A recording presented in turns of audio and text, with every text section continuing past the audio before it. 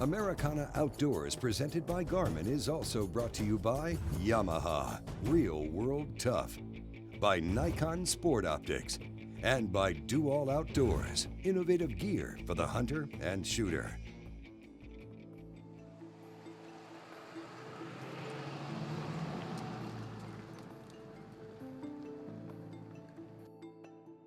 It's the 1st of October and deer season's starting. We've got a group of guys together here that we like hanging out together, and we're just hunting big mature whitetails here in Texas.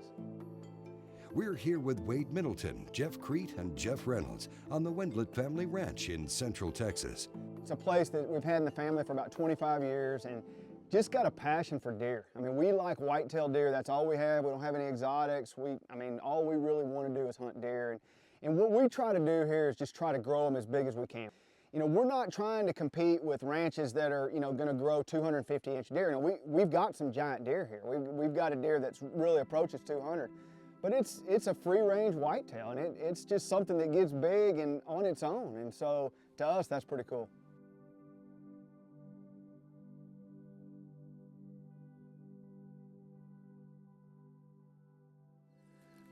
We're hunting early October in Texas, and the rut's not going yet. The rut starts usually kind of November, about 3 to 4 weeks before the rut. Only thing you can hunt this time of year is food sources. And the problem with our ranch right now is that there's food sources everywhere. We got acorns, like unbelievable. We just had our first really good rain.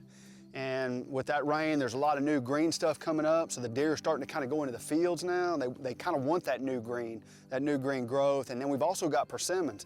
Persimmons, we've had those for about a month now, but they're still turning brown. When they turn brown or kind of blackish, that's when they want to eat them. And so, it's hard to kill a deer right now. You got to get around where that deer is. He's not going to travel a long way for food. Hunting from a box blind on the first morning, Clark settled in and waited. It didn't take long. The first time we hunted a beautiful, it's either a 10 or 11 point heavy horn, got lots of character with his horns. Just a little velvet on the tips, got brow tines that curve out. It's a great deer. Double white throat patch where he's got another white bar down below there. Beautiful. This week, Clark is hunting with a 10-point Titan Extreme crossbow mounted with a 10-point crossbow scope. He spent some time on the range with it, shooting confidently up to 50 yards, but this is the first time actually hunting with 10-point technology. I have a chance to shoot him that first day. He's just barely out of range. I ranged the actual animal at 53.4 yards. If he would have been 3 or 4 or 5 yards closer, I know that doesn't seem like much, but that arrow's starting to fall a lot at that range. And I know that just from bow hunting. To me, it just wasn't worth taking the shot. With the rising sun at Clark's back and a swirling wind, the buck either picked up a scent or caught movement. Either way, that was that. He turned and headed back for the woods, and that was the last we saw of him on that morning.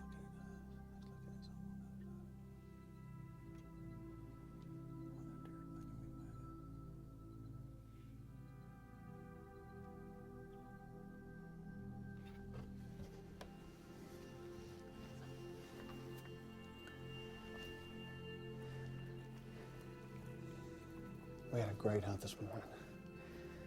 Saw a big buck first thing. It would have been one I'd love to have shot.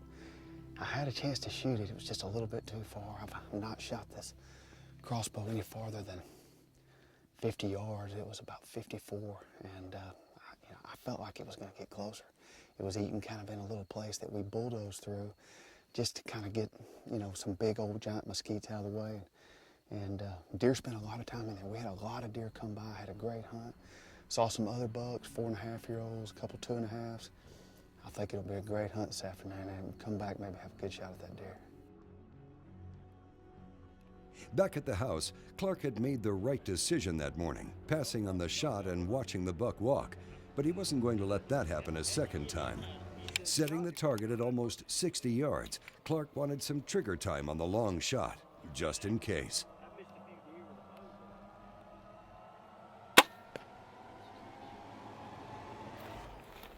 From 58 yards out, the 10-point crossbow was dead on. We had an opportunity this morning to shoot the deer we were going to shoot. I mean, he was just a little bit far. I hadn't shot that far yet, and I really just wasn't familiar with how far that bow would drop. I'd shot to 50, the deer was almost 55, and I just was nervous about it. I didn't have much of a shot anyway. It would have been a tough, but just didn't feel comfortable with it. So we're just out here shooting to make sure that if I get a chance at that deer at 50 or 60 yards, then I can make the shot. That's a good crossbow right there, man. You put that in the hands of a qualified shooter.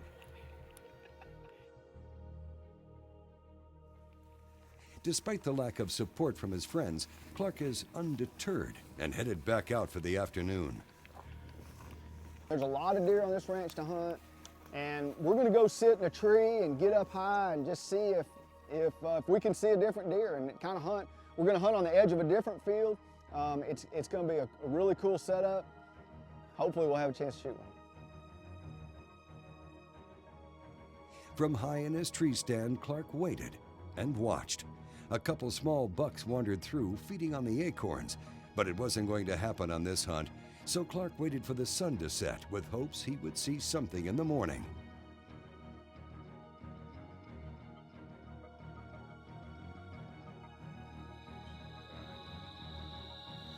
I tell you what, that was a miserable hunt. We saw a lot of deer, but the gnats were flying around and we couldn't move. They had us pinned down. But it was just, it was just a group of does milling around, eating acorns, kind of getting out in that field, but they just didn't.